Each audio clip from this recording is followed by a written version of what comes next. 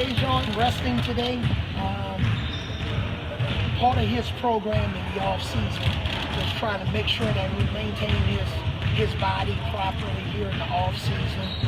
And so today is more of a rest day.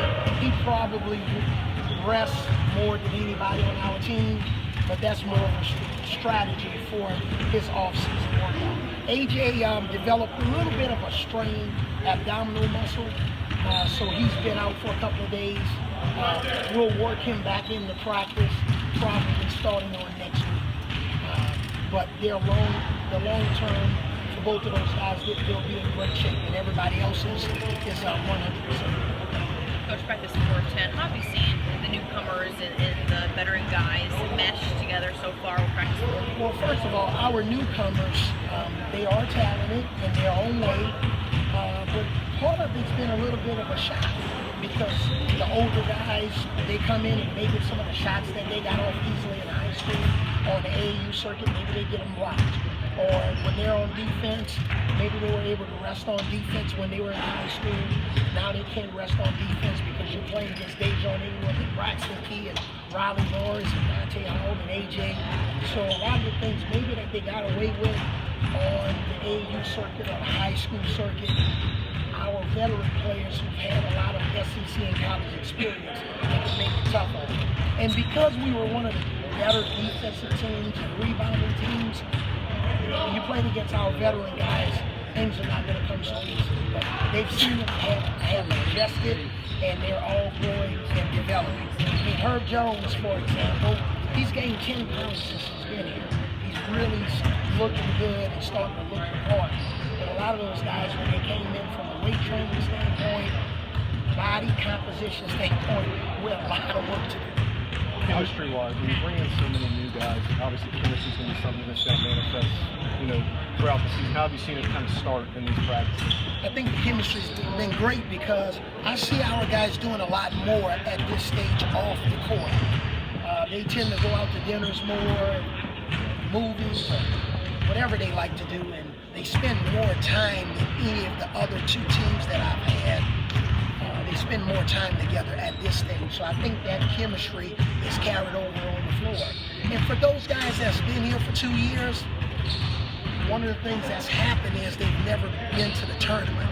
And they know that they can play the game.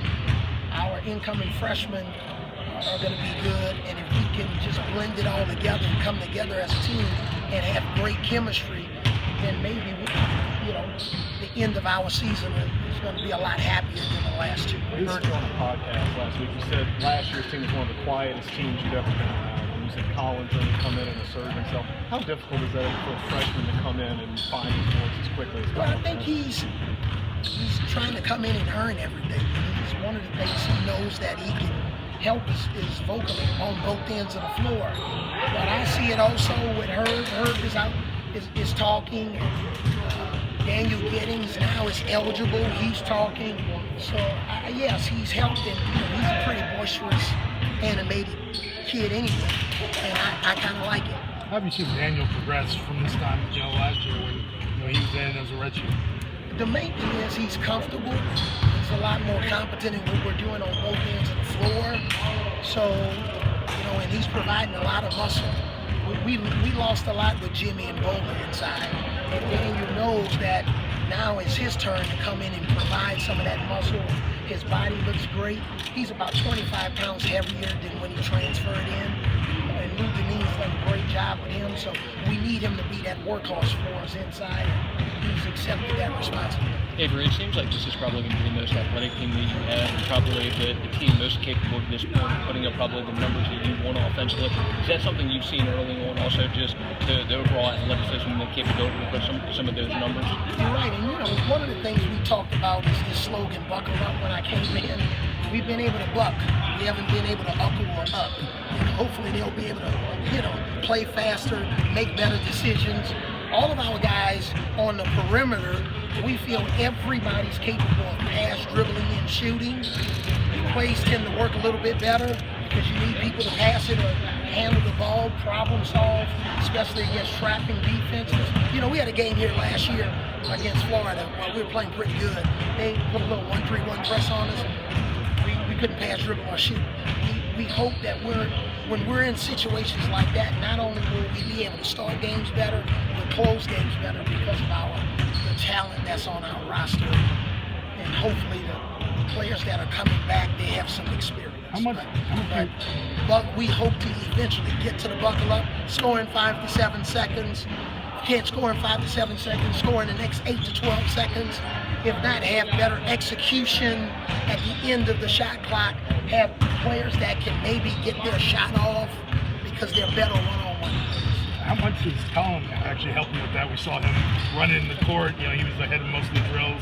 How much is his speed and athleticism? Well, I think in any sport, you look at, I know people get tired of me making a football reference. I hear that some on social media, but our running backs and wide receivers and quarterbacks and linebackers, they can cover ground. I think that translates over the basketball court.